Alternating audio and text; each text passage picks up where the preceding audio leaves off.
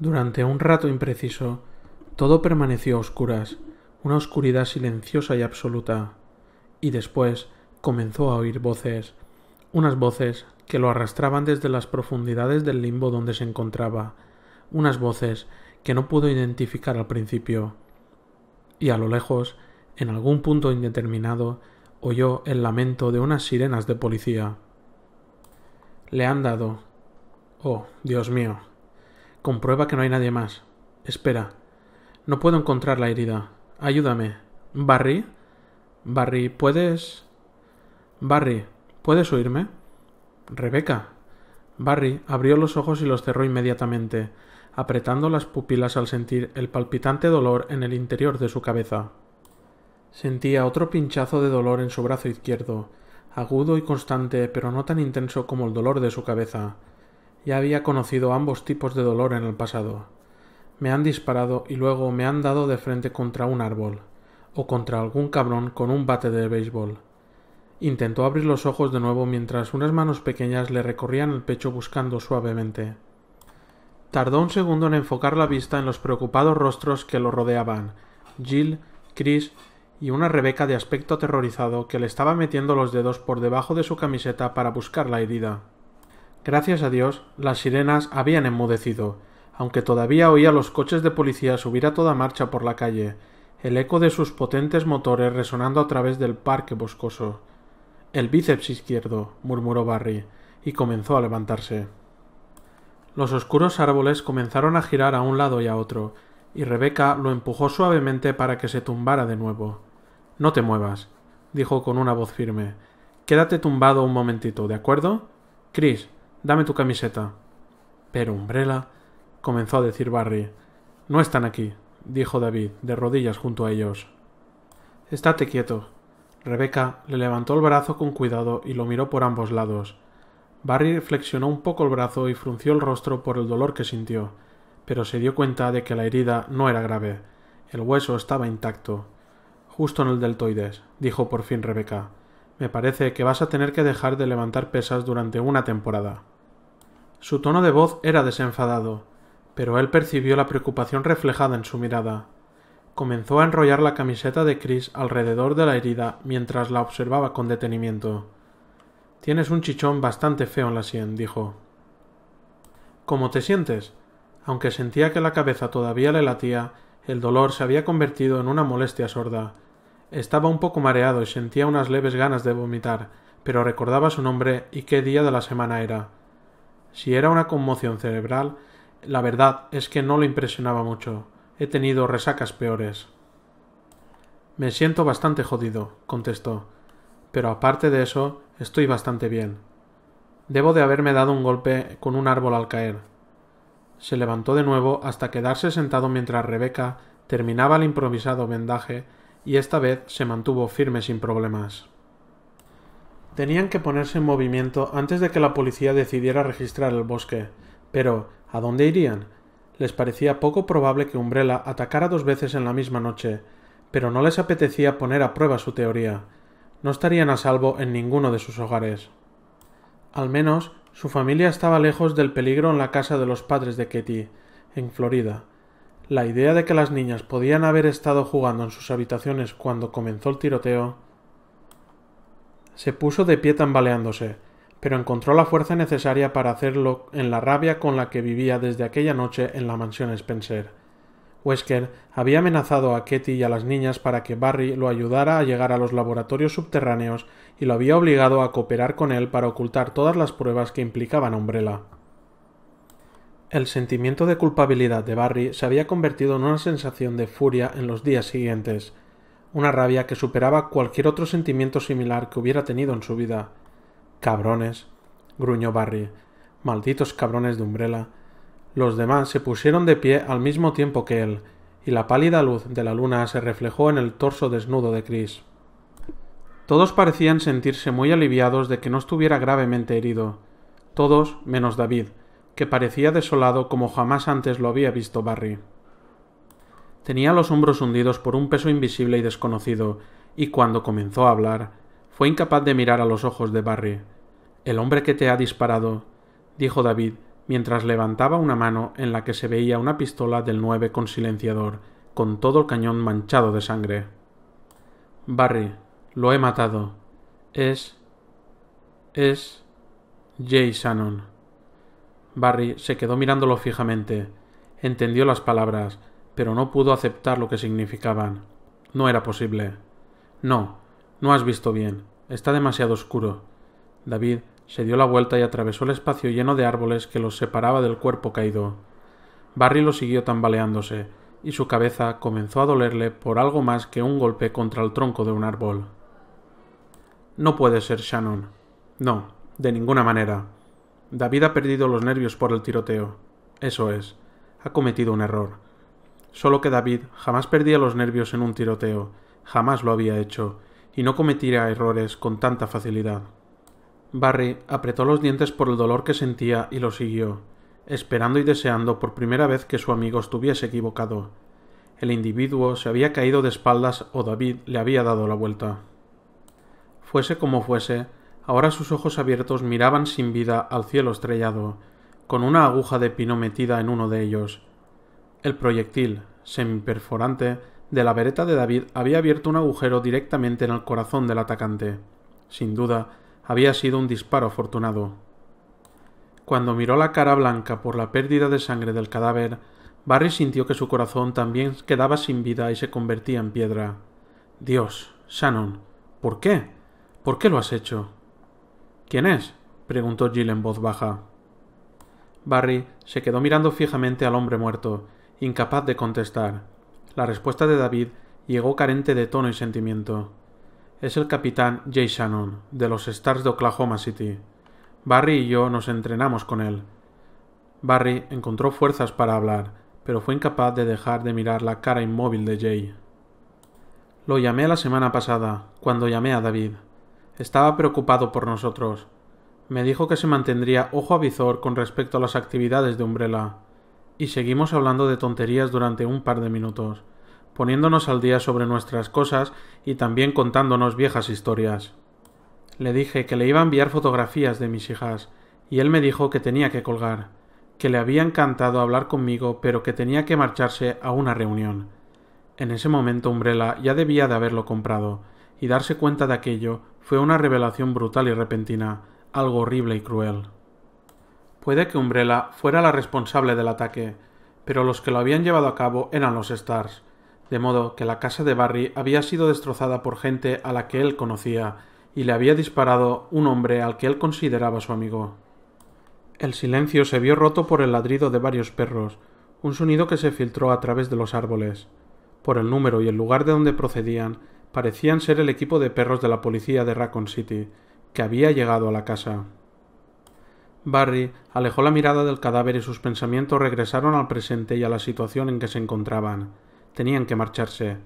¿A dónde podíamos ir? Preguntó David con rapidez. ¿Tenemos algún lugar donde a Umbrella no se le ocurra mirar? ¿Una cabaña, un edificio vacío, algún lugar al que podamos llegar a pie? ¡Brad! El apartamento del Gallina está alquilado por un par de meses, dijo Barry.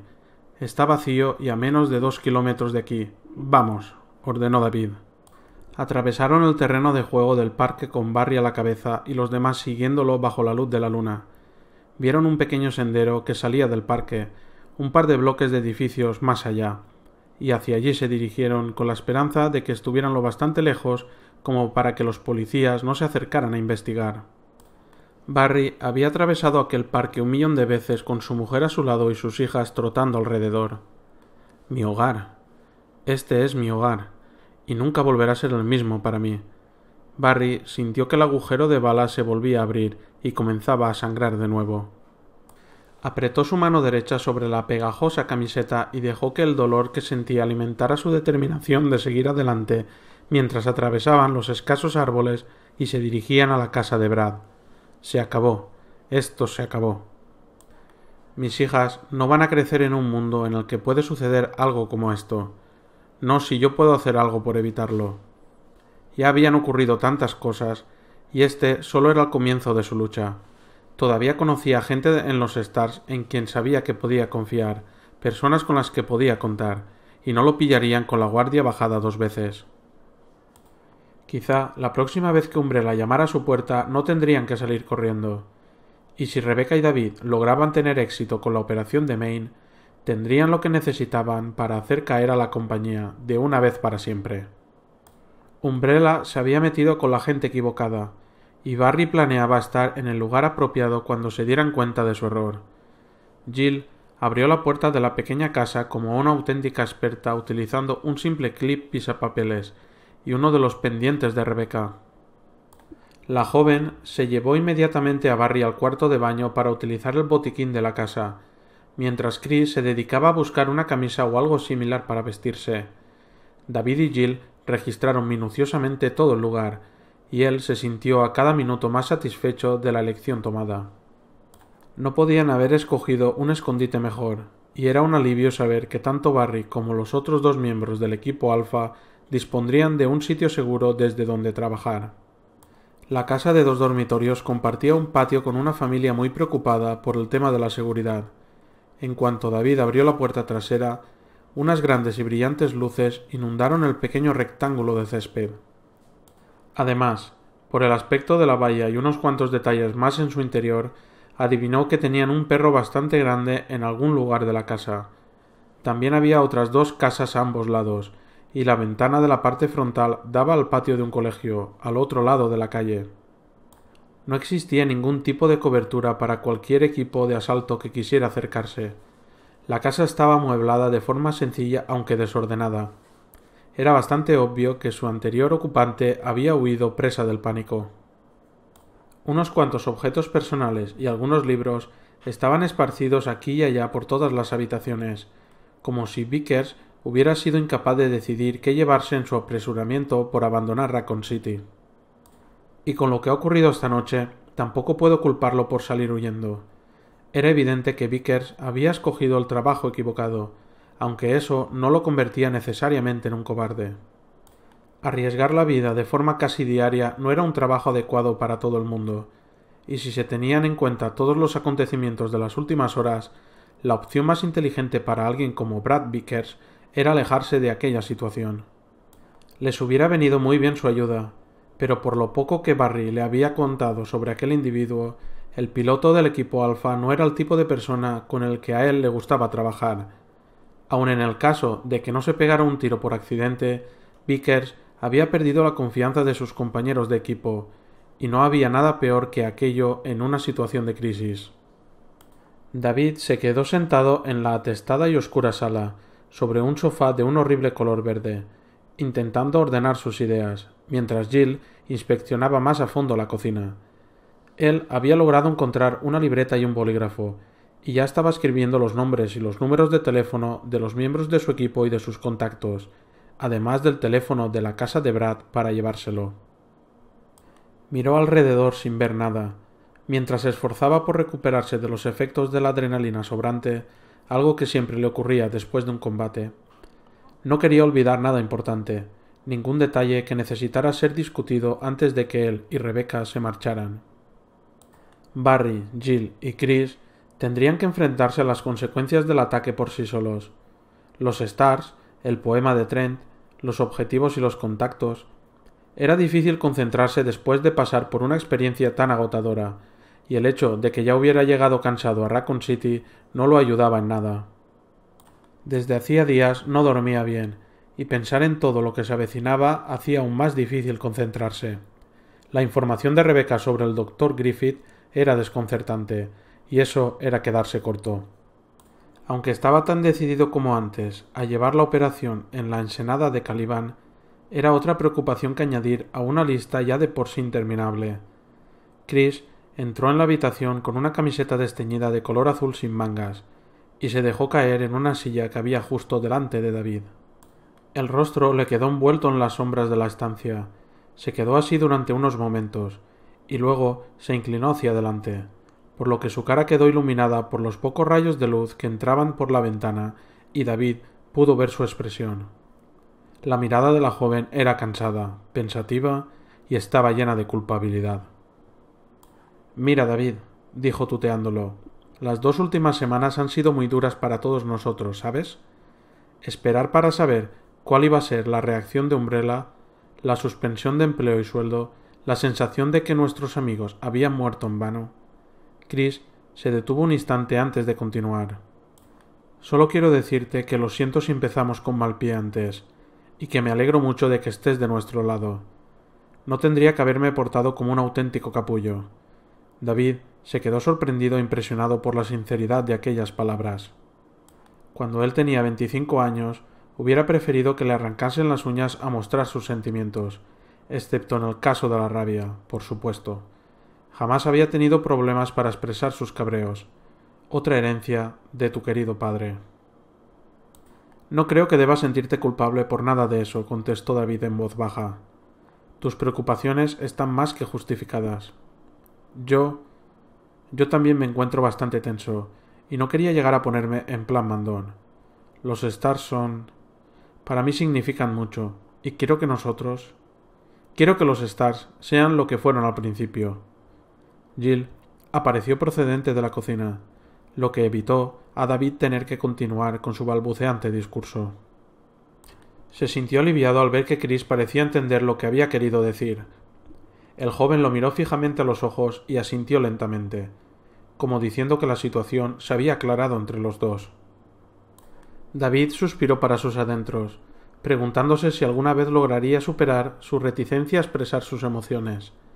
Había pensado mucho desde que Barry lo había llamado, tanto sobre sí mismo como sobre su obsesiva rabia por la traición de los Stars, y había llegado a la preocupante conclusión de que no estaba nada contento con el rumbo que estaba tomando su vida. Se había lanzado de cabeza y se había concentrado de tal modo en su trabajo para evitar tener que resolver sus problemas causados por una niñez problemática. Era algo que siempre había sabido, pero era en ese momento, cuando se enfrentaba a Umbrella y a la traición de la organización que consideraba su familia, cuando se había visto obligado a pensar en las consecuencias de su elección. Aquello lo había convertido en un soldado excelente, pero no tenía amigos estrechos ni compromisos amorosos, y quedarse de repente sin familia era un modo muy cruel de darse cuenta de que había basado toda su vida en alejarse de cualquier contacto que no fuera estrictamente profesional. Es estupendo que me haya dado cuenta tan tarde en mi vida. Supongo que tendré que darle las gracias a Umbrella por eso. Si no me matan, al menos habrán logrado que vaya a un psicólogo. Jill había llevado una jarra con agua y varios vasos de distinto tamaño y color que entregó a cada uno, mientras Barry y Rebecca se unían a ellos. Barry llevaba puesto un vendaje limpio en el hombro, y su rostro parecía bastante pálido bajo la escasa luz, y desde luego bastante descompuesto después de descubrir lo del capitán Shannon. David se sentía mal por haber matado a Shannon. Aunque ya se había hecho a la idea de lo que ocurría en un combate, la gente moría. El capitán Shannon había tomado una decisión, y había resultado ser la equivocada. Bebieron en silencio, con los 4 miembros de los Stars de Raccoon City pensativos y con un aspecto sombrío, como si estuviesen pendientes del tic-tac del reloj. Él y Rebecca tendrían que marcharse en pocos minutos. Al otro lado de la calle, un poco más lejos, había una tienda y una cabina de teléfonos al lado, desde donde podrían llamar a un taxi. David deseó poder decir algo que los animara, pero la verdad era incuestionable. Se marchaban para meterse de lleno en una misión, y no existía garantía alguna de que ninguno de ellos sobreviviría para verse de nuevo. ¿Has pensado qué le dirás a la policía?, preguntó a Barry. Este se encogió de hombros. No tendremos que mentir mucho. Nosotros 3 estábamos en mi casa cuando un grupo de individuos entraron a saco e intentaron matarnos, así que salimos huyendo. Irons probablemente lo achacará a un intento fallido de robo, dijo Chris con sarcasmo. Si está tan metido en esto como yo creo, no querrá llamar la atención sobre nada de lo que está haciendo Umbrella. Tened cuidado de no mencionar que habéis matado a gente, aconsejó David. Puede que tuvieran tiempo de retirar los cuerpos. También deberíais decir que os persiguieron hasta el parque. Eso explicaría que abandonarais la escena del crimen, además del cuerpo del capitán Shannon. Barry sonrió con cansancio. Podemos manejar la situación. Mañana por la mañana llamaré a primera hora para pedir algo de ayuda. Tú preocúpate de tu parte, ¿de acuerdo? David asintió y se puso de pie, lo mismo que Chris. El capitán estrechó la mano de todos y luego se giró hacia Rebeca, sintiéndose incómodo por alejarla de sus amigos y compañeros de equipo. La chica los miró de uno en uno con expresión pensativa, y de repente sonrió, con una sonrisa despreocupada y llena de malicia y travesura. ¿Estáis seguros de que podéis manejaros sin mí durante un par de días? No me gusta pensar en vosotros yendo y viniendo sin dirección mientras David y yo acabamos con Umbrella. Intentaremos sobrevivir sin ti, que eres nuestro cerebro, respondió Chris, también sonriendo. No será fácil, pero... Rebeca le propinó un leve puñetazo en el hombro. Te enviaré una postal con instrucciones. Le hizo un gesto con la barbilla a Barry. Cuídate ese brazo. Manténlo limpio y seco, y si tienes fiebre o te sientes mareado, vete a un médico inmediatamente. Sí, señora, repuso Barry, sonriendo. Haz que las pasen canutas, Rebeca. Se despidió Jill abrazándola. Rebeca asintió. Tú también. Buena suerte con Irons. Se giró hacia David todavía sonriente. ¿Nos vamos? Echaron a andar hacia la puerta mientras David se preguntaba a qué venía la aparente tranquilidad del comportamiento de la chica. Habían sobrevivido por los pelos a un ataque perpetrado por personas que probablemente la habían entrenado a ella misma, y allí estaba, marchándose con un desconocido, camino de una misión en la que podía perder la vida. O estaba fingiendo o era increíblemente optimista, y si estaba fingiendo aquella valentía, merecía un premio por su interpretación. La observó con atención mientras salían al pequeño y descuidado jardín de la casa de Brad Vickers, y vio que su sonrisa desaparecía y era rápidamente sustituida por una mirada de tristeza.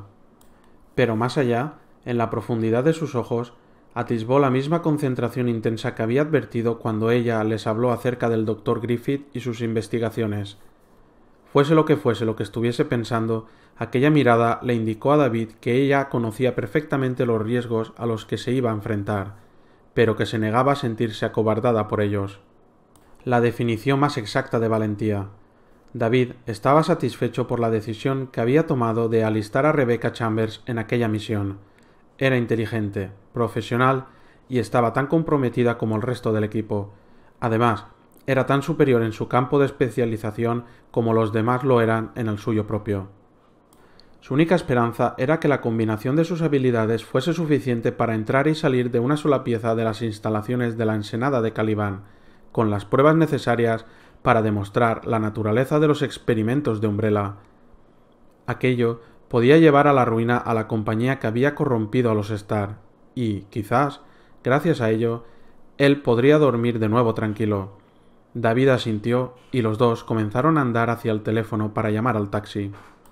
Rebeca dobló las hojas después de volver a leer toda la información sobre la ensenada de Caliban y las metió con cuidado en la bolsa de deporte que David llevaba debajo de su asiento. Había comprado 3 bolsas en el aeropuerto, una para las armas, que en aquel momento estaba en el compartimento de carga del avión, y las otras a fin de no llamar la atención por no llevar equipaje. Rebeca deseó que también hubiera comprado algo para comer de paso. No había probado bocado desde el mediodía, y el paquete de cacahuetes que le habían dado después del despegue no estaba aliviándole mucho el hambre que sentía. Extendió la mano para apagar la luz de lectura y luego se reclinó e intentó aprovechar el zumbido de los motores del Boeing 747 para dormitar un poco. La mayoría de los pasajeros del avión, a medio llenar, ya estaban dormidos. La tenue luz nocturna y el ronroneo de los motores ya habían hecho su efecto en David. Sin embargo, a pesar de lo cansada que se sentía por los acontecimientos de aquella tarde, tuvo que dejar de intentar dormir después de 1 minuto o 2. Tenía que pensar en demasiadas cosas, y sabía que no podría dormir hasta que resolviera al menos unas cuantas. Me siento como si ya estuviera soñando. Esto no es más que otra posibilidad estrambótica y una subtrama que se desarrolla a partir del campo izquierdo. A lo largo de los últimos 3 meses se había graduado en la universidad, había superado el entrenamiento del equipo Bravo de los Stars y se había mudado a su primer apartamento, que además estaba en una ciudad desconocida para ella. Y después de todo aquel follón, había acabado como uno de los 5 supervivientes de una catástrofe provocada por el hombre, en el que estaban implicados el uso de armas biológicas y una conspiración nacional con una compañía farmacéutica como protagonista. Además, En las últimas 3 horas, su vida había dado otro cambio brusco y también completamente inesperado. Había deseado tener una oportunidad de salir de Raccoon City para investigar el virus T. La ironía de la situación no se le escapaba, pero no estaba muy segura de que le gustasen las circunstancias en las que se había cumplido su deseo. Giró la cabeza hacia un lado y miró a David, que tenía su cabeza apoyada contra el cristal de la ventanilla. Pudo ver bajo sus ojos unos círculos oscuros debidos al agotamiento. Después de explicarle unos cuantos detalles más sobre la ensenada y de contarle cuál sería el plan de acción del día siguiente, David le había dicho que intentara echar una cabezada. «Duerma un poco», habían sido sus palabras exactas, y luego había seguido su propio consejo poco después. No era que se hubiera dormido, más bien parecía que había caído en coma de forma instantánea. Incluso duerme de manera eficiente, sin dar vueltas ni moverse en su asiento.